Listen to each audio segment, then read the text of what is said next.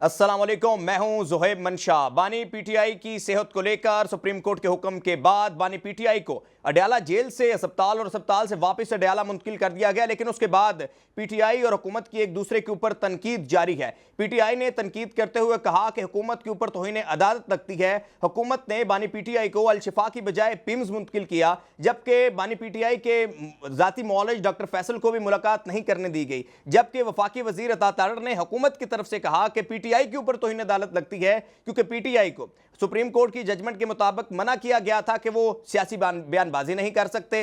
PTI की तरफ से सियासी बयानबाजी की गई, प्रेस कॉन्फ्रेंस की गई, अल-शिफा हॉस्पिटल के बाहर टोलियों में लोगों को जमा किया गया और वहां पर सिक्योरिटी रुकावटों को तोड़ा गया।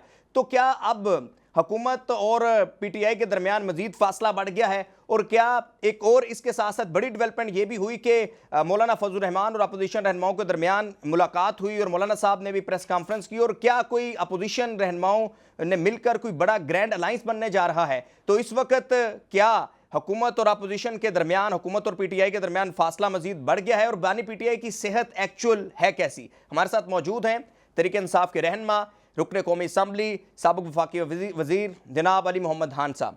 अली भाई, बहुत शुक्रिया। अता तारड़ साहब ने तो कह दिया है कि तौहीन अदालत लगनी चाहिए आप लोगों के ऊपर, पीटीआई के ऊपर, और सुप्रीम कोर्ट की जजमेंट थी कि सियासी बयानबाजी नहीं करनी, सियासी बयान नहीं करने। बानी पीटीआई की सेहत को लेकर पीटीआई की तरफ से जो है वो सियासत की गई, और मन्नोवन अता तारड़ साहब के बकौल के मन्नोवन जो सुप्रीम कोर्ट का हुक्म था उसकी तामील हमने की है, प्रॉपर मेडिकल चेकअप करवाया गया है, मुलाकात करवाई गई है। तो आप क्या कहते हैं?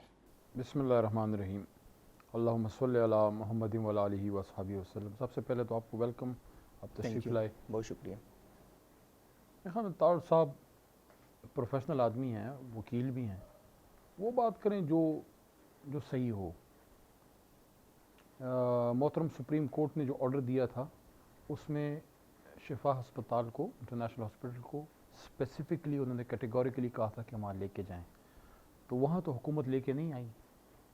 अब तौहीन अदालत हुई है या नहीं हुई उसका फैसला तो अदालत करेगी। हमारे ख्याल में this amounts to contempt of court कि आप वहाँ उनको लेके क्यों नहीं आए, और अदालत ने आपको स्पेसिफिकली ऑर्डर दिया हुआ था कि आपने शिफा इंटरनेशनल लेके आना है। बाकी आपने हम पे तौहीन अदालत लगवानी है तो लगाएं सर, इतना कुछ लग चुका है, ये भी लगाएं। तो बैरिस्टर गौहर साहब ने एक इशारा किया है कि उन्होंने कहा है कि हम हो सकता है कि पार्लियामेंट से बाहर हों या पार्लियामेंट में ना बैठें, और उन्होंने इशारतन कहा कि हुकूमत को अपने स्टाइल की जमहूरियत मुबारक हो। तो आप क्या समझ रहे हैं, और क्या आप समझते हैं कि ये फैसले की आप तईद करते हैं बैरिस्टर नहीं, गौहर साहब? बिल्कुल नहीं करता, और मैं समझता हूँ इस पर मशावरत उनको पहले करनी चाहिए थी। उन्होंने मुखलिस आदमी है, खान साहब से बहुत मुखलिस हैं, जज्बात में उन्होंने बात की है, लेकिन अगर इस पार्लियामेंट में से किसी को जाना है तो फॉर्म 47 को जाना है। हम इसके असल वारिस हैं, हम वोट लेके आए हैं जेन्युइन, और मुकाबले से पीछे हटना, मैदान खाली छोड़ना मुझे इमरान खान ने नहीं सिखाया। अगर हम मैदान छोड़ के भागने वाले होते तो 9 अप्रैल की रात अगर इस इमरान खान के वर्कर को अल्लाह खड़ा ना करता, ये तरीके खड़ी ना होती, क्योंकि उस रात 9 अप्रैल को जब रजीम चेंज हो रही थी, दोपहर को इमरान खान साहब के साथ प्राइम मिनिस्टर हाउस में एक मीटिंग हुई MNAs और सेनेटर्स की, और उसमें इमरान खान साहब ने कैटेगोरिकली कहा था कि अब हमने अपोजिशन करनी है। लेकिन रात को जब रजीम चेंज की रात वो स्पीच हो गई, अगले दिन दुनिया निकल आई, खान साहब का जहन बन गया कि रेजिस्टेंस में अब हम एहतजाजी सियासत की तरफ जाते हैं। मैं समझता हूँ इस पार्लियामेंट में एक भी तहरीक इंसाफ का बंदा अगर हो उसको रहना चाहिए, ताकि वहाँ इमरान खान का नाम गूंजता रहे, और इनको हम बताते रहें कि आप यहाँ जेली लोग आए हैं, आप वोट चुरा के आए हैं, आप यहाँ अवाम का मैंडेट चुरा के आए हुए हैं, मुकाबला करना है, मैदान खाली नहीं छोड़ना। तो अली भाई, सुप्रीम कोर्ट का जो जजमेंट थी, हुक्म था, उसमें ये था कि सियासी तौर पर या मीडिया से बात नहीं करनी। उसी के दौरान जब डिले किया गया अल-शिफा हॉस्पिटल मुंतकिल करने को, तो हमने देखा कि CM सुहेल अफरीदी और उज़्मा खान साहिबा ने प्रेस कॉन्फ्रेंस की। आप क्या समझते हैं कि वो एक प्रॉपर टाइम था प्रेस कॉन्फ्रेंस करने का? करनी चाहिए थी, नहीं करनी चाहिए थी? वो कला से मशवरा करना चाहिए था, और फौरी तौर पे कंटेम्प्ट की तरफ जाना चाहिए था, और चीज़ बड़ी क्लियर थी। सुबह फॉर्मर हमारे अपोजिशन लीडर मोहतरम उमर अयूब साहब, उनका मशवरा भी आ चुका था हमें, ये किसी को शायद नहीं पता, उनकी भी राय ये थी, और मैंने भी पार्लियामेंट्री पार्टी की जो सुबह मीटिंग हुई उसमें मैंने पार्टी को ये कहा कि हमें पार्लियामेंट के फ्लोर पे जाना चाहिए। इमरान खान साहब ने हमेशा ये सिखाया है कि फेस करो, कन्फ्रंट करो, अपनी बात करो, साइड पे नहीं बैठना। जाएं और वहाँ सिर्फ एक चीज़ पे महदूद रहें। अदालत का हुक्म था, अदालत का हुक्म नहीं माना गया। बाकी सेहत कैसी है, सेहत ठीक है, सेहत नहीं है, उसका फैसला कौन करेगा? ना मैं, ना आप, ना कोई और शख्सियत। वो बोर्ड जो सुप्रीम कोर्ट ने बनाया था, जिसने शिफा इंटरनेशनल में इमरान खान साहब की सेहत की जांच करनी थी, और वो रिपोर्ट फिर आप मेरे से शेयर नहीं होनी थी, वो सिर्फ फैमिली से शेयर होनी थी और खान साहब के वकील के थ्रू जो है वहाँ उस पर बहस होनी थी अदालत में। ठीक है ना जी? तो वो नहीं हुआ। लेकिन अब एक और बात है, बहनें हैं, भाई के लिए जज्बाती हैं, बहनें रो पड़ी, तकलीफ़ में हैं, हमें इसका एहसास करना चाहिए। वो सियासी लोग नहीं हैं, वो पॉलिटिकली ट्रेंड लोग नहीं हैं। कोई भी हमारी मुल्क की कोई भी बहन जिसके भाई के साथ ये हुआ हो, जिसको 9 महीने तक लोगों से काट के रख दिया गया हो, ये तो उनका हौसला है कि फिर भी वो बात कर लेती हैं। मैं समझता हूँ बजाय इसके कि हम इन चक्करों में पड़ें कि आपा को ये बात करनी चाहिए थी, वो बात नहीं करनी चाहिए थी, कर दी उन्होंने बात। उन्होंने आपको बता दिया कि मेरा भाई जो इस कौम का हीरो है, उसके साथ तुम लोगों ने ये किया है। मैं समझता हूँ कोई भी ये करे, हम करें, कोई और करे, ये ज्यादती किसी से नहीं होनी चाहिए। इमरान खान साहब के साथ देखें, आपने लॉ अगर पढ़ा नहीं होगा तो आपकी स्टडी होगी। पाकिस्तान पिनल कोड, ताज़ीरात पाकिस्तान आपको पाबंद करता है किसी भी फेडरल गवर्नमेंट को प्रिजन रूल्स के तहत सुपरिटेंडेंट, किसी भी सुपरिटेंडेंट साहब को, आईजी जेल खाना आजाद को, वज़ीर आज़म पाकिस्तान को, सब इस बात पर पाबंद हैं कि अगर किसी इंतहाई एक मुल्क दुश्मन शख्स हो जिसको सॉलिटरी कन्फाइनमेंट की सज़ा हो, 14 दिन के बाद आपने उसमें ब्रेक देनी है। 14 दिन से ज़्यादा आप किसी मुजरिम को जेल में सॉलिटरी में नहीं, कैद तन्हाई जिसको कहते हैं, उसमें नहीं रख सकते, उससे ज़्यादा नहीं रख सकते। आपने अपने साबिक वज़ीर आज़म जो इस मुल्क का एक हीरो है, उसको कितने महीने उसको आपने कैद तन्हाई में रखा कि उनको ये भी एहसास नहीं है कि महीना कौन सा चल रहा है। ये करते हैं आप, ये नहीं करना चाहिए, ज़्यादती ना करें। तो अली भाई, हुकूमती मौक़िफ़ भी यही है कि जो मुलाकातें नहीं हो पा रही वो इसीलिए कि उज़्मा खान साहिबा जाती हैं, मुलाकात होती है, वो आके सामने फ्रंट ऑफ मीडिया बात कर देती हैं, और वो जो आप खुद भी कह रहे हैं कि Uzma Khan and CM KP Suhail Afridi को वो प्रेस कॉन्फ्रेंस नहीं थी करनी चाहिए। तो क्या ये पार्टी में इस तरह की कोई मुशावरत नहीं होती? ज़ाहिर है पार्टी में तो कलेक्टिवली चलना है। उस वक्त के रात को खान साहब को जब लेके आए, पूरे मुल्क में खुशी का समा था। खान साहब की रिहाई तो नहीं हुई थी, सिर्फ उनको सेहत के लिए, चेकअप के लिए के आ रहे थे। वो ऐसे आदमी नहीं है जो अगर वो चेकअप उनका ठीक होता वो 1 घंटा एक्स्ट्रा ना रहते। तो एक इमरजेंसी सूरत हाल में एक चीज़ हो गई, ठीक है ना, होनी नहीं चाहिए थी, हो गई। लेकिन अब उसका आप मुझे ये बताएं, हुकूमत ने तौहीन अदालत की, हुकूमत इमरान खान को अस्पताल लेके नहीं आए, हुकूमत ने जुल्म बराए जुल्म ये किया है कि इमरान खान साहब को अपने उस डॉक्टर से भी मिलने नहीं दिया जिसके लिए सुप्रीम कोर्ट ने कहा था कि फैसल सुल्तान साहब करेंगे। डॉक्टर उज़्मा बीबी जो हैं, खान साहब की सिस्टर हैं, वो डॉक्टर ज़रूर हैं, उनका एक जज्बाती ताल्लुक है बहुत शदीद खान साहब के साथ, किसी बहन का भाई से होता है। इसलिए आपको वो डॉक्टर उसमें ज़रूर रखना चाहिए था जो प्रोफेशनल उनका टेकअप करते रहे, खान साहब की हेल्थ को फॉलो करते रहे। फैसल साहब जो हैं वो खान साहब के वो डॉक्टर हैं जो पिछले 10, 15, 20 सालों से खान साहब की सारी मेडिकल चीज़ों को वो फॉलो अप करते हैं। आपने उनको उठा के उधर क्यों रखा? शिफा में रखा आपने, और उज़्मा बीबी को उधर ले गए। ये आपने क्या किया? ये एक और तौहीन अदालत है। और एक और चीज़ जो इंतहाई सीरियस है, और मैं कैमरे की वसातत से कहना चाहूँगा, इमरान खान साहब को, ये मीडिया में आया है, बशीर साहब ने इसको, साकिब बशीर साहब ने शायद इसको ट्वीट भी किया है कि खान साहब का चेकअप हुआ, ये इंपॉर्टेंट है, 1 अगस्त को। बाकी चेकअप्स के साथ उनके हार्ट के लिए कॉर्नरी एंजियोग्राफी सजेस्ट की गई उनके डॉक्टर की तरफ से। कब? 1 अगस्त। खान साहब को शिफा कब लेके आए? 20 और 21 की रात। वज़ीर आज़म हाउस से एक ऑर्डर आता है या उनकी एक अपडेट है कि नोटिस लिया गया है कि शिफा अपना पिम्स अस्पताल में कॉर्नरी एंजियोग्राफी क्यों अवेलेबल नहीं है। यस, बिल्कुल। तो जो डॉक्टर ने सजेस्ट किया वो तो उधर अवेलेबल ही नहीं है। अगर आपने देखें, अगर आपने कसम उठाई हुई है कि शिफा इंटरनेशनल लेके नहीं आना, तो किसी ऐसे अस्पताल तो लेके जाते। फॉर एग्जांपल, मैं ये नहीं कह रहा कि मैं सजेस्ट कर रहा हूँ कि ऐसे अस्पतालों में ले जाएं, मैं ये कह रहा हूँ कि जिस सरकारी अस्पताल में ये फैसिलिटी थी, कम से कम उधर तो फिर लेके जाते कि हार्ट तो चेक होता ना। आपने क्या डॉक्टर की वो प्रिस्क्रिप्शन फॉलो की?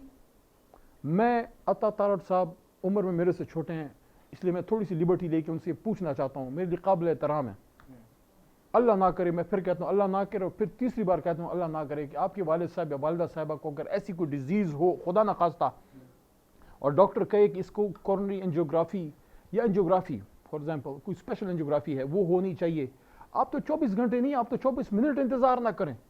1 अगस्त को सजेस्ट हुआ, now we are sitting in 22 August, बीच में 21 दिन गुजर गए हैं, और आप इतने ड्रामाबाजी के बाद जब उनको अस्पताल भी लेके आए तो यार एटलीस्ट खुदा के बंदो ये तो आप करते यार। लेकिन अली भाई, अता तारड़ साहब ने कहा है कि जब बानी पीटीआई खुद वज़ीर आज़म थे, आप लोगों की जब हुकूमत थी, तो वो तंज करते थे लोग जब बीमार होते थे उनकी बीमारी के ऊपर, उनकी सेहत के ऊपर, जबकि आज बानी पीटीआई की सेहत को लेकर पीटीआई जो है वो सियासत कर रही है। तो ये तो उन्होंने देखें, अगर किसी ने तंज किया है, चाहे मैंने किया है, चाहे खान साहब ने किया है, चाहे किसी ने भी किया, वो ठीक नहीं है, ठीक है, जो चीज़ गलत है वो गलत है। लेकिन उसी इमरान खान ने मरहुमा कुलसुम नवाज बीबी के लिए दुआ नहीं की, वो बताए ना। उसी इमरान खान ने जब मियाँ साहब की सेहत का मसला हुआ, एक वज़ीर आज़म के लिए क्या मुश्किल था, वो कहता था अगर वो कहता कि नहीं जाएगा किसी का बाप ले जा सकता था। उसमें इतनी शराफत है उस भले आदमी में, इसलिए नहीं कह रहा कि मेरा लीडर है वो ले के आया उस रिपोर्ट को, क्योंकि मैं तो जाहिर है आई विटनेस सुना सारी चीज़ों का, काबीना में था ना मैं, काबीना में वो रिपोर्ट ले के आए इस तरह, और हमारे सामने उन्होंने कहा कि भाई ये रिपोर्ट है और अब इस पे आप लोग बताएं क्या करना है। हम सब से बाकायदा उस पर वोटिंग कराई गई, मेरा भी हाथ उठा हुआ था, हम सब ने कहा कि नहीं, साबिक वज़ीर आज़म है, सियासी इख्तलाफ अपनी जगह, लेकिन अगर हेल्थ की ये कंडीशन है जो ये रिपोर्ट कह रही है तो no risk on his life. Imran Khan की काबीना ने तकरीबन यूनानिमसली, 1-2 को शायद छोड़ के, एग्जैक्टली मुझे याद नहीं है, कहा कि अपना मियाँ साहब को अब बाहर जाने दें। तो देखें, तारड़ साहब को फिर ये भी बताना चाहिए ना कि एक तरफ इमरान खान एक रिपोर्ट की बुनियाद पे मियाँ साहब को बाहर अपने सबसे बड़े सियासी हरीफ को भेजने पे राजी। खान साहब का तो रिएक्शन फिर कब आया पता है, जब मियाँ साहब बाहर तशरीफ़ ले गए और वो चले गए, उसके बाद जब वो अस्पताल चेक ही नहीं कराते थे, वो जाते ही नहीं थे, तो अब सारे हैरान हो गए कि यार इतनी सिवियर कंडीशन थी, you are not going to a doctor.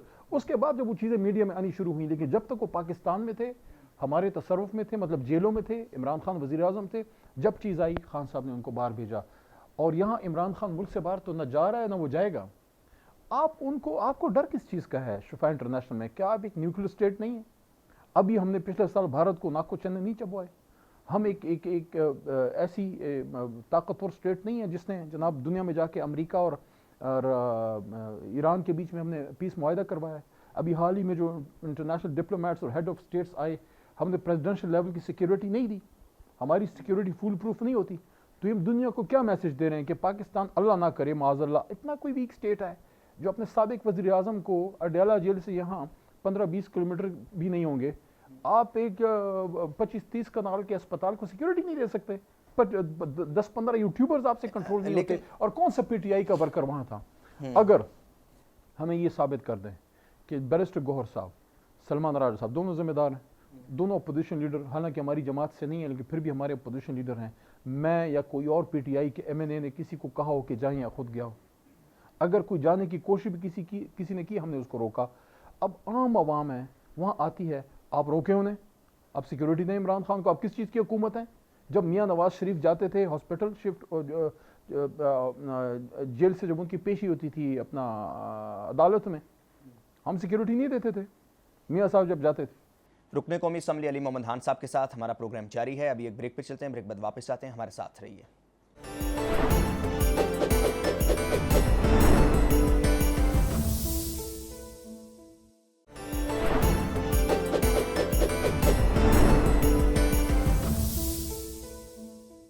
Ji welcome back. हुकूमती मौक़िफ़ और अता तारड़ साहब ने यह कहा कि इशू नहीं था, अल-शिफा के बाहर लोग इकट्ठे किए गए, लोग जो हैं वो टोलियों में इकट्ठे हुए, और फिर पिम्स में अल-शिफा के हॉस्पिटल डॉक्टर भी मौजूद थे, पिम्स हॉस्पिटल में अल-शिफा के। मैंने तो आपको एग्जांपल दे दी भाईजान, आंख का मसला उनका है, हार्ट से ज़्यादा सीवियर नहीं है, मेरा डॉक्टर नहीं था, फैसल सुल्तान या आसिम साहब ने जाके नहीं कहा था, आपके अपने सरकारी डॉक्टर ने 1 अगस्त को कि हार्ट की एंजियोग्राफी करें, कोरोनरी को छोड़ें, बस सादा अल्फाज में एंजियोग्राफी क्या होती है हर पाकिस्तानी को पता है। हार्ट का खुदा ना खास्ता किसी को मसला, उसकी एंजियोग्राफी की जाती है, अल्लाह करे ना हो कोई मसला, लेकिन 21 दिन गुजर गए हैं, क्या इमरान खान साहब की वो ट्रीटमेंट हुई है? अगर नहीं हुई तो कौन जिम्मेदार है इस नेग्लिजेंस का? क्या मियाँ साहब, बड़े मियाँ साहब को भी खुद भी बीमारियों के इश्यूज़ हैं, मैं उनके लिए दुआगो हूँ। शहबाज साहब खुद भी कोई मतलब अल्लाह के मसले हैं थोड़े बहुत, उनके हेल्थ के आते थे जब अपोजिशन लीडर भी थे। तो अगर उनको इस तरह का कोई इशू हो, आप तो 24 घंटे में अमेरिका पहुंच जाएं, अपने साबिक वज़ीर-ए-आज़म के साथ आप ये कर रहे हैं। तो ये क्या आपकी इंसानियत है? मेडिकल शवाहिद मौजूद हैं पीटीआई के पास जिनकी बिना पर ये आप साबित कर सकें या वाज़ेह हो सके कि हाँ जी बानी पीटीआई को अस्पताल में रखना ज़रूरी है? कोई ऐसे पेश कर सकती है पीटीआई? देखें, सुप्रीम कोर्ट पीटीआई की तो नहीं है ना। पिछले 5-6 सालों में सुप्रीम कोर्ट से कोई ऐसा फैसला हमें कोई बड़ा रिलीफ आया नहीं आया ना। हमसे बल्ला छीन लिया गया, हमारी पार्टी टूट गई, क्या क्या हमारे साथ नहीं हुआ। उसी सुप्रीम कोर्ट में सुपरिटेंडेंट अडयाला, वो सुपरिटेंडेंट साहब जो मुझे अली मोहम्मद को, खान साहब की सिस्टर्स को, उनकी जमात के चेयरमैन को, उनके वज़ीर आला को, किसी पीटीआई वाले को इमरान खान से मिलने नहीं देते। उसी सुपरिटेंडेंट अडयाला साहब ने 18 को पेशी थी ना सुप्रीम कोर्ट में, 17 को जो रिपोर्ट जमा की वो हमने बनवाई है। उस रिपोर्ट में जो चीज़ें डिटेल में बताई गई हैं कि उनको जहनी इश्यूज़ भी हैं, परेशानी मतलब उन पर एक टेंशन रहती है या ब्लड प्रेशर के इश्यूज़ हैं, या उन्होंने कहा कि उनको रीडिंग मटेरियल दें, उनमें ये भी कहा कि उनको ह्यूमन कांटेक्ट दें, लोगों से मिलाएं उनको। ये सारी चीज़ें क्या हमने लिखवाई हैं? इसका फ़ैसला कौन करेगा? इसका फ़ैसला तो भाईजान मैं और आप प्रोग्राम में बैठ के नहीं कर सकते, ना अता तारड़ साहब कर सकते हैं, ना मियाँ शहबाज साहब कर सकते हैं। इसका फ़ैसला तो सुप्रीम कोर्ट के अंदर डॉक्टर्स की वो रिपोर्ट करेगी जो शिफा इंटरनेशनल में होनी थी, जो नहीं हुई। तो इससे बड़ी तौहीन अदालत क्या है? अदालत आपको कहती है कि इस अस्पताल जाओ, आपने कसम उठाई है कि मैं इधर नहीं मैं उधर जाऊंगा, और उसमें ये चीज़ आज सामने आई है। मुझे तो नहीं पता था, मुझे आज ये मीडिया से ये पता लगा कि 1 अगस्त को तो ये भी चेकअप डॉक्टर ने किया है और कहा है कि उनको जाके वो एंजियोग्राफी का वो करें, चेक करें हार्ट की कंडीशन। आपने उनको उस अस्पताल में लेके गए जहाँ वो सहूलत है ही नहीं, और आज वज़ीर-ए-आज़म पाकिस्तान खुद नोटिस ले रहे हैं पिम्स का कि भाई आपके पास ये सहूलत क्यों नहीं है। तो भाई आप उधर वज़ीर-ए-आज़म साहब को, किस साबिक वज़ीर-ए-आज़म को किस लिए लेके गए थे? आपने उनको अंधेरे में वॉक करानी थी, इसलिए लेके गए थे। जो आपा ने बात की है, उज़मा बीबी ने जो बात की है कि भाई वो टॉर्च की रोशनी में आप लेके वो गए हैं, कितने कोई बदले लोग हैं यार। अच्छा अली भाई, जैसे आपने कहा कि 4 सालों में हमने देखा कि एक बड़ा रिलीफ मिला है, दोनों सियासी रिलीफ जमातें। नहीं मिला, मैं ये कह रहा हूँ कि हमें कोई रिलीफ मिला हो सुप्रीम कोर्ट से, तो हम तो ये नहीं कह सकते ना कि सुप्रीम कोर्ट अचानक हमसे बड़ी फेवरेबल हो गई। सुप्रीम कोर्ट के अंदर आपके अडयाला जेल का सुपरिटेंडेंट एक रिपोर्ट दे रहा है, वो सुपरिटेंडेंट जो हमें मिलने तक नहीं देता। उस सुप्रीम कोर्ट में जिसमें रजीम चेंज की रात हमारे खिलाफ फैसला हुआ, तो मैं ये कहने की केस एस्टेब्लिश करने की कोशिश कर रहा हूँ। मैं ये नहीं कह रहा अल्लाह ना करे खान साहब बीमार हों, आपा भी कहती हैं कि ही वॉज फिट, लेकिन इसका फैसला उस्मा आपा भी नहीं करेगी ना अली करेगा, ठीक है ना। इसका फैसला वो मेडिकल बोर्ड करेगा जिसने शिफा इंटरनेशनल में बैठ के खान साहब की असेसमेंट करनी थी, जो कि नहीं हुआ। This amounts to contempt of court. और अब भी मैं एक चीज़ और भी कहता हूँ, इसको थोड़ा और एंगल देते हैं जी। Contempt of court as early अगर लगती है तो मंडे से पहले तो नहीं लग सकती ना जी। बीच में कल का दिन है, आज की रात क्या मसला है। देखिए, अगर मैं हुकूमत का पॉइंट ऑफ व्यू ले लूँ just for the sake of argument कि अता तारड़ साहब बड़ा सही फरमा रहे हैं, या उनकी हुकूमत के जो भी नुमाइंदे कह रहे हैं कि जनाब वहाँ कोई पता नहीं कौन सी सिक्योरिटी कंडीशन थी, आज की रात तो नहीं है ना, आज की रात ले आए, आज उनका चेकअप करा लें। अगर मेडिकल बोर्ड कहता है कि रखें तो रखें, नहीं है तो खान साहब आपसे कहेंगे आधा घंटा पहले ले जाओ अडयाला में, कोई कंटेम्प्ट नहीं होगी। Make this contempt of court infructuous by taking Imran Khan to Shifa International and obeying the direction of Supreme Court of Pakistan before the contempt of court is taken against the federal government in Supreme Court। और मैं आपको एक और भी चीज़ बताऊं, हमें कोई शौक नहीं है अपनी सुप्रीम कोर्ट में अपनी वफाकी हुकूमत चाहे जितना भी सियासी इख्तलाफ उस पर कंटेम्प्ट कराने का। हमें कोई शौक नहीं है कि आपकी दुनिया में तजलील हो, आप जलील हो, हमें कोई शौक नहीं है। अगर आपको शौक हो उसका हम कोई तदारक नहीं कर सकते। मैं मियाँ शहबाज शरीफ साहब से एक बात करना चाहता हूँ, अगर वो मुझे सुन पा रहे हैं।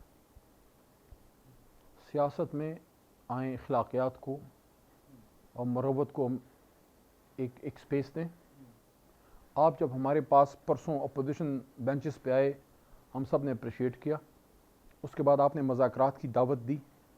अगर आप दिल से ये शहबाज शरीफ साहब कर रहे हैं तो कौन है फिर आपकी हुकूमत के अंदर जो चीज़ों को सबोटाज कर रहा है? यानी कि अगर आप दिल से कहते हैं कि मज़ाकरात करें तो जो मुज़ाकरात की ऑफ़र करता है वो तो कभी भी साबिक वज़ीर-ए-आज़म को अस्पताल जाने से नहीं रोकेगा। तो कौन हो सकता है, आपको क्या लगता है?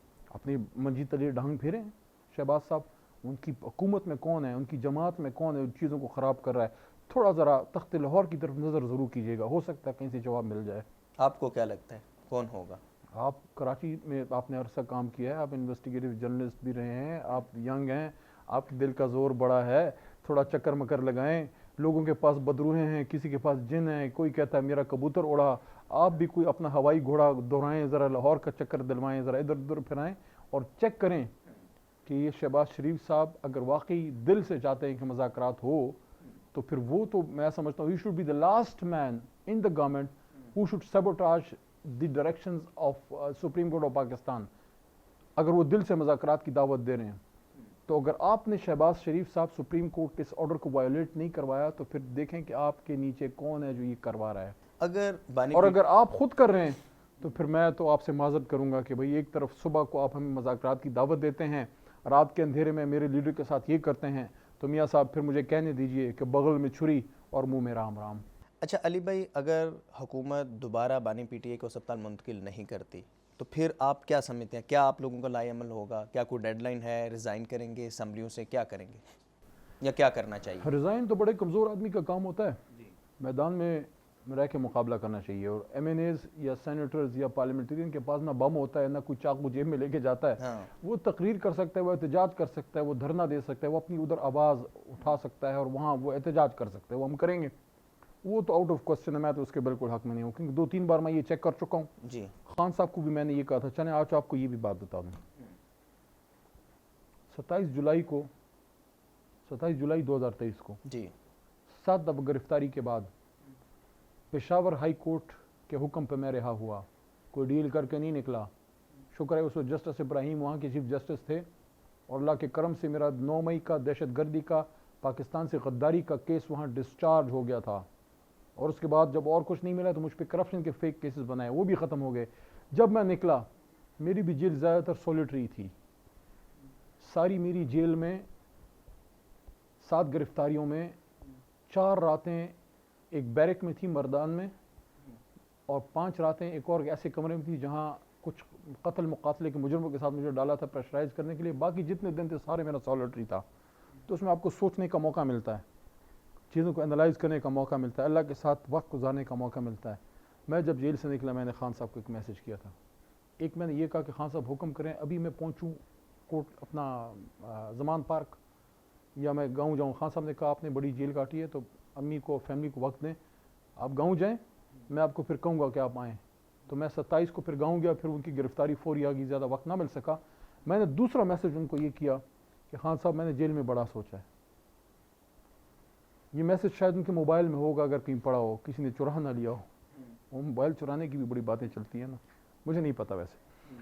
तो मैंने उनको कहा कि खान साहब, जिसने आपको इस्तीफ़े का मशवरा दिया था और जिसने आपको असम्बलियाँ तोड़ने का मशवरा दिया था, चाहे मैं हूँ या कोई और हो, जिसने भी किया वो आपका दोस्त नहीं हो सकता। क्योंकि उसके बाद हम पे जुल्म के पहाड़ टूटे, ज़िल शाह शहीद हुआ, अरशद शरीफ साहब बार शहीद हुए, हमारे लोगों को उठाया गया, हमारे लोगों के घर तोड़े गए। शहर अफरीदी, आपको कभी उससे मिलें, आपके साबिक वज़ीर दाखिला के साथ क्या क्या हुआ है जेल में। मुझ पर तो अल्लाह का चलो करम था कि मैं एक सियासी कैदी था, लेकिन उनके साथ बहुत कुछ हुआ है। उनकी फैमिली के साथ जो हुआ, फिर जाद चौधरी के घर के साथ जो हुआ, हमारे कुछ MNAs की ख़वातीन को जो है उठाया गया, उनके कारोबार तोड़े गए, क्या क्या नहीं हुआ। ये सारा उस वक्त हुआ जब हमने एक वो उस फैसले की तरफ गए। तो मैं ये समझता हूँ कि इमरान खान साहब की रिहाई के लिए सबसे इम्पॉर्टेंट चीज़ ये है कि हम पॉलिटिकली इंगेजमेंट भी करें और एहतजाज की तरफ भी अपनी तैयारी करें। लेकिन एहतजाज कामयाब तब होगा जब हम पख्तूनख्वा के साथ साथ बाकी पूरे मुल्क में भी निकलें। तो जैसे आप अली भाई कह रहे हैं कि आपने बानी पीटीआई को कहा कि जिसने भी आपको मशवरा दिया था कि असम्बलियाँ तहलील करें, वो आपको दोस्त नहीं हो सकता। जब आपकी हुकूमत थी या आज भी हम देखते हैं तो हमें ग्रुपिंग वाज़े तौर पर नज़र आती है। तो जो फैसला है वो तो एक बड़ा इंपॉर्टेंट होता है, कोई भी पॉलिटिकल पार्टी हो या गवर्नमेंट हो, वो सोच समझ कर कोई फ़ैसला करती है, जिसका नुकसान होता है, जिसका फ़ायदा होता है। तो ये तो फुकदान आज भी है, पहले भी था। तो एक पार्टी में यूनिटी कैसे आ सकती है? इस वक्त तो यूनिटी मुझे ज़्यादा नज़र नहीं आ रही। मैं सबको ये कहूँगा कि इज़्ज़त ज़िल्लत अल्लाह देता है। कभी किसी ओहदे के लिए मैंने तो कभी ग्रुपिंग नहीं की। मैं जब 2018 का इलेक्शन हो गया ना, मैं गाँव था। इलेक्शन जीतने के बाद आप अक्सर शुक्रिया के लिए जाते हैं, तो मैं उस कैंपेन में था। मुझे अक्सर कारकुन कहते थे कि सारे बनीगाला पहुँचे में, तो जाओ उधर कोई वजारत लेके आओ, क्योंकि हल्के के लोगों को ये होता है कि यार वजीर बनेगा तो कोई काम। मैं कभी बात सुनो, खान साहब के साथ एक उम्र गुजरी है, वो मुझे अच्छी तरह जानता है। मुझे कोई ज़रूरत नहीं है बनीगाला जाके बैठने की कि मुझे वजारत दो। अगर वो इस काबिल समझेगा तो मुझे दे देगा, नहीं है तो कोई ज़रूरत नहीं है। मेरे लिए भी काफ़ी है कि मैं एक MNA हूँ। एक मैसेज मैंने खान साहब को ज़रूर डाला था। मैं सिर्फ उनको ये कहा था, ये नहीं कहा था कि मुझे वजारत हो या कुछ दो। ना मैं उनके पास गया वजारत मांगने, ना बनीगाला मैं गया ही नहीं। पास होने के बाद सिर्फ एक दफ़ा गया था मुबारकबाद देने, और फिर मैं वापस हल्के में। उनको मैंने सिर्फ ये कहा कि it will be a pleasure for me और it will be an honour for me to be a part of your team, that's all. तो फिर एक दिन कॉल आ गई प्रेसिडेंट हाउस से। उन्होंने कहा आपका कल ओथ है, आ जाएं। मैं कहा चेक करें, अली मोहम्मद है, अली अमीन है, ऐसा ना हो उसका हो मैं जो किसी और के उस पर चला जाऊँ, क्योंकि मैं तो कोई लॉबी शॉबी नहीं की। तो मैं लोगों को ये कह रहा हूँ, थोड़ा सा तमीद बांधी, कभी ओहदों मोहदों की लॉबी ना करें, मुखलिस रहें। इज़्ज़त ज़िल्लत वो देता है। अगर आपकी नसीब में है ना, आपका काम मेहनत करना है, किसी के टांग खींचना नहीं है। और इस वक्त इमरान खान को अगर किसी चीज़ की ज़रूरत है ना, किसी और चीज़ की ज़रूरत नहीं है, हम सबकी यूनिटी की ज़रूरत है, दैट्स ऑल। रहनुमा तहरीक इंसाफ अली मोहम्मद खान साहब के साथ हमारा प्रोग्राम जारी है। ब्रेक पर चलते हैं, ब्रेक पर वापस आते हैं, हमारे साथ रहिए।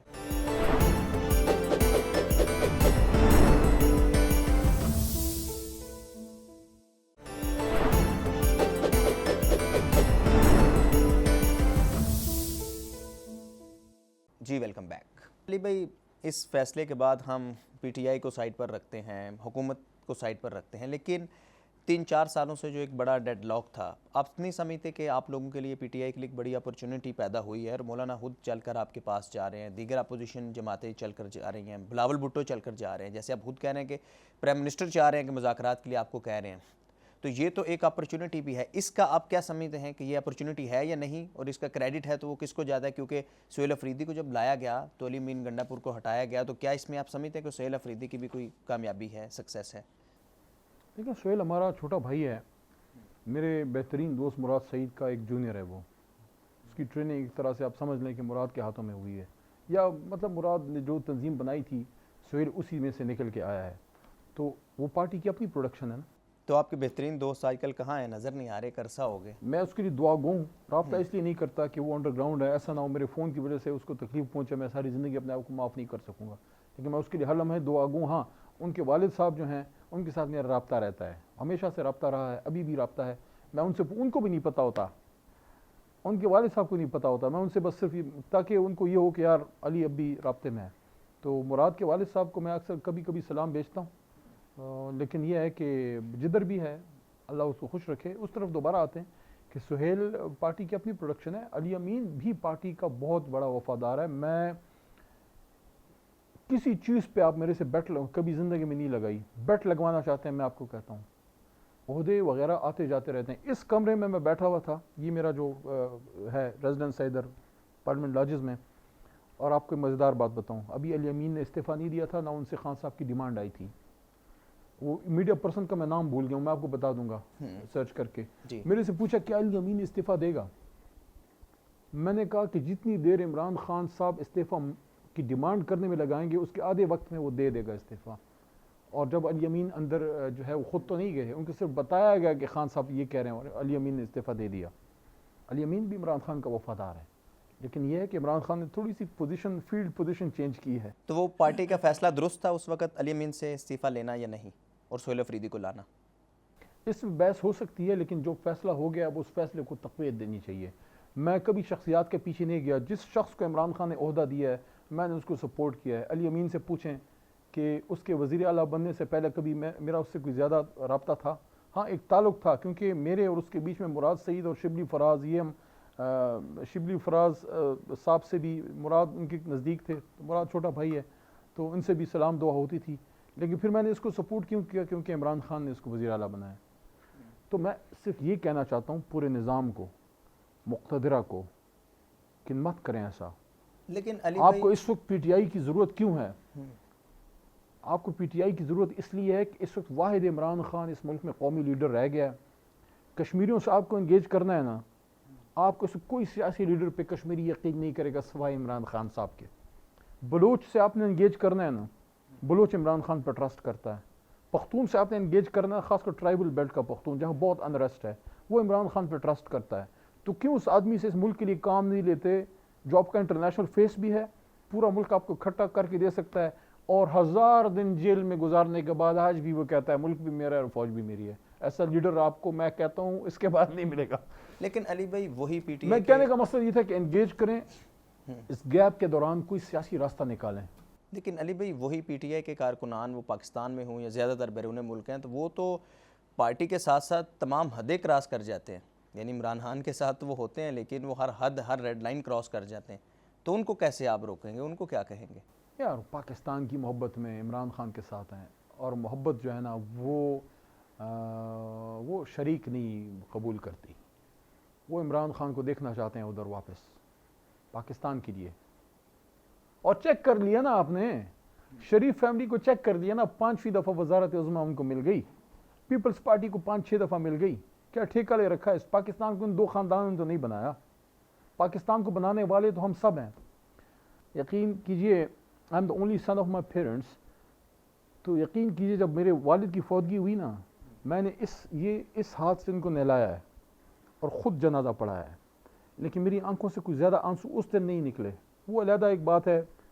जब मैं फिर मस्जिद नबवी बहुत साल बाद गया तो वालिद के पीछे मैं पहली बार अगर ज़्यादा अफसरदा हुआ तो उधर था, क्योंकि हज में मेरे साथ 2005 में इकट्ठे थे। लेकिन मुझे ज़्यादा तकलीफ़ उस दिन उससे ज़्यादा हुई। ये मैंने थोड़ी तमीज़ इसलिए बांधी, जब मर्दान में मुझे पेश किया गया दहशतगर्दी की अदालत में, और मुझ पर दहशतगर्दी के अलावा सेक्शन 7 सीक्रेट एक्ट लगाया गया, जिसका मतलब ये है कि आपने पाकिस्तान से गद्दारी की है और उसकी सज़ा फिर मौत होती है। वो तो अल्लाह का करम है कि उस जज में हिम्मत थी, उसने केस डिस्चार्ज कर दिया। लेकिन आपने मर्दान की मट्टी पे खड़े उस अली मोहम्मद को गद्दार कहा जिसके दादा पीर मोहम्मद खान ने जिन्ना के साथ पाकिस्तान बनाया था। आपने उस इमरान खान को गद्दार कहा जिसके वालिद इकरामुल्लाह खान नियाजी ने जिन्ना के साथ पाकिस्तान बनाया। आपने उस शहरयार अफरीदी को तकलीफ़ दी और उसको गद्दार कहा जिसके वालिद वो भी वर्कर था जिन्ना का। ये क्या कर रहे हो यार, ये क्या कर रहे हो? अच्छा अली भाई, कल तक तो PTI और JUI के दरमियान यानी मौलाना के दरमियान बड़े सियासी शदीद इख्तिलाफात थे, अभी एक प्लेटफार्म के ऊपर हैं, तो क्या समझते हैं, क्या कोई बड़ा अलाइंस बनने जा रहा है अपोजिशन का? मैं तो इस पर खुश हूँ। मैं इसको एक और नज़र से देखता हूँ जिस पे मैंने किसी और को बात करते नहीं देखा। इस पे मैं एक बात कर लूँ आधा मिनट? जी श्योर, आप बताइए। श्योर।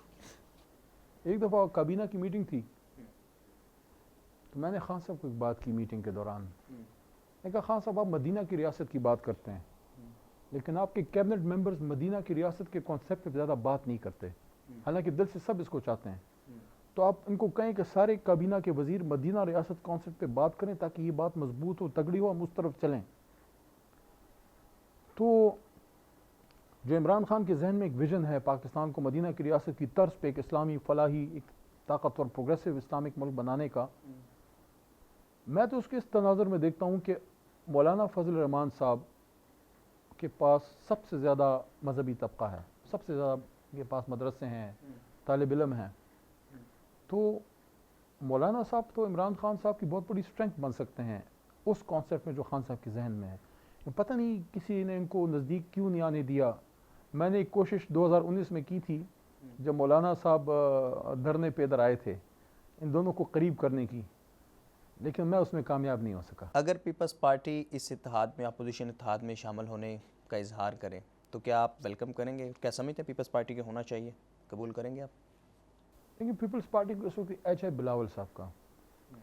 बिलावल यंग हैं और एजुकेटेड हैं, बाहर से आए हैं, उनके पास कम अज़ कम वो बैकलॉग नहीं है जो उनके वालिद साहब के पास है। कि मतलब है जरदारी साहब अगर होते वो बात थोड़ी डिफरेंट होती। बिलावल साहब के साथ मेरे ख्याल में एक पॉजिटिविटी का फैक्टर होगा बिकॉज ही इज़ यंग, और उनका अभी तक वो वाला कोई करप्शन वगैरह के चार्जेस बिलावल साहब पे तो नहीं है ना, और वो यंग है, कुछ करना चाहते हैं। तो यानी वेलकम करेंगे अगर वो अपोजिशन इत्तेहाद? मैं वेलकम करता हूँ, करूँगा नहीं, करता हूँ। और मेरे ख्याल में कोई ऐसा कोई इंटरेस्ट हमारा ज़्यादा क्लैश भी नहीं करता, कि ऐसा नहीं है कि मतलब हम कोई बहुत बड़े एक दूसरे के खुदा न खास्ता सियासी बहुत बड़े दुश्मन है कुछ है। तो वैसे इस हवाले से कोई पेशरफ्त हुई है पीपल्स पार्टी ने? एक इनिशियल मीटिंग हुई है, उसमें तो मैं नहीं था, हमारे अपोजिशन लीडर साहब और कुछ हमारी क़यादत के लोग थे, लेकिन मेरे ख्याल में अच्छी गुफ्तगू हुई है जो मुझे उसकी बातें पता लगी हैं। और बिलावल साहब के साथ उनकी सिस्टर भी होती हैं, तो हम तो उनको बेनज़ीर साहिबा की नज़र से देखते हैं, हम तो उनकी रिस्पेक्ट करते हैं, खासकर उनकी बेटी की। जी अच्छा, एक लास्ट क्वेश्चन ये है, क्योंकि अल्टीमेट हुकूमत जिसकी भी हो, पीटीआई की हो, नून लीग की हो, पीपी की हो, गवर्नेंस एक बड़ा इशू है और आवाम जो है वो इन्फ्लेशन, अनएम्प्लॉयमेंट, बेरोज़गारी हर चीज़ से मुतासर होती है और होती आ रही है। इसी को लेकर इस वक्त एक बड़ी डिबेट हो रही है न्यू प्रोविंसेस या न्यू एडमिनिस्ट्रेटिव यूनिट्स की। इस हवाले से आप बिलखुसूस केपी के हवाले से क्या कहेंगे? केपी में पॉलिटिकल, इकनॉमिकल, सियासी तौर पर देखते हुए कि कितने प्रोविंसेस बनने चाहिए और क्या ये सोल्यूशन है इस वक्त पाकिस्तान को मज़ीद एडमिनिस्ट्रेटिव यूनिट्स की ज़रूरत है? एक सोल्यूशन हो सकता है, ये अपनी तरफ से कुछ चीज़ इम्पोज ना करें। जहाँ अवाम मांगती है छोटा सूबा, उनको ज़रूर दें। जहाँ एडमिनिस्ट्रेटिव यूनिट से काम चल सकता है वहाँ उससे चलाएं। और इमरान खान साहब खुद पब्लिकली इसको सपोर्ट, इस आइडिया को कर चुके हैं। इस वक्त इस मुल्क को एक ऐसी फेडरल हुकूमत की ज़रूरत, जमात की ज़रूरत है जो इलाके की सियासत ना करे बल्कि पाकिस्तान की सियासत करे। मियाँ साहब की जमात के पास मौका था मुल्क की गिर जमात बनने का, मियाँ साहब ने इसको सिर्फ पंजाब की बना दिया। बेनज़ीर साहबा के दौर में बेनज़ीर बीबी शहीद जो हैं वो NA1 पेशावर से भी जीतती थी, वो चतराल से भी जीतती थी, वो कराची से भी जीतती थी। आज बदकिस्मती से, मैं बदकिस्मती इसलिए कह रहा हूँ कि मुल्क को फेडरल जमात कमज़ोर होती है, वो नुकसान मुल्क का है। पीपल्स पार्टी अब सिर्फ रूरल सिंध की जमात है। पख्तूनख्वा में प्रेजेंस उस तरह नहीं है, पंजाब में उस तरह नहीं है, कराची हैदराबाद उनके हाथ से निकल गया। तो इस वक्त सिर्फ PTI है जिसको अगर छोटे सूबे बनते हैं वो इससे हिट नहीं होती। हम इस आइडिया को सपोर्ट करते हैं।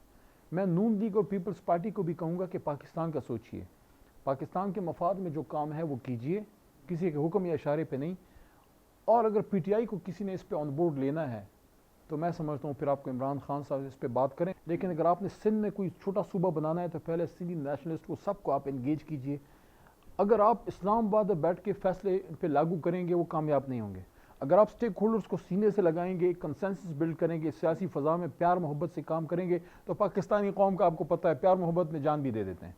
तो उसके लिए फिर आपको इमरान खान की ज़रूरत है, क्योंकि पूरा पाकिस्तान इस वक्त चाहे किसी को अच्छा लगे ना लगे एक ही शख्स पे यकीन करता है, वो हमारा लीडर इमरान खान। बहुत शुक्रिया। हमारे साथ मौजूद थे रुकने कौमी असम्बली अली मोहम्मद खान साहब, और हमने कोशिश की कि इस वक्त जो PTI और हुकूमत के दरमियान कशीदगी चल रही है, जो तनकीदी वॉर एक दूसरे के ऊपर किए जा रहे हैं, और इसी के साथ साथ हमने देखा कि एक ग्रैंड अपोजिशन लाइंस भी हमें बनता हुआ दिखाई दे रहा है। तो क्या पेशरफ्त है, क्या PTI पीपल्स पार्टी को वेलकम करेगी, और हर क्या वजह है कि इस वक्त PTI और JUI जिसके दरमियान कल तक शदीद इख्तिलाफात थे, आज वो हमें कहीं ना कहीं एक प्लेटफॉर्म पर दिखाई दे रहे हैं। लेकिन अल्टीमेट सबसे इंपॉर्टेंट ये है कि पाकिस्तान में गवर्नेंस और गवर्नेंस को लेकर new provinces, new administrative units की बात हो रही है।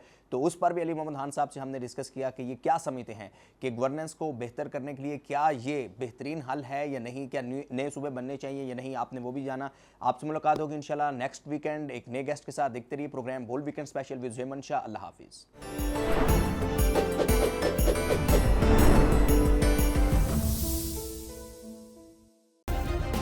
सब्सक्राइब करें और बेल दबाएं ताकि कोई खबर रह न जाए।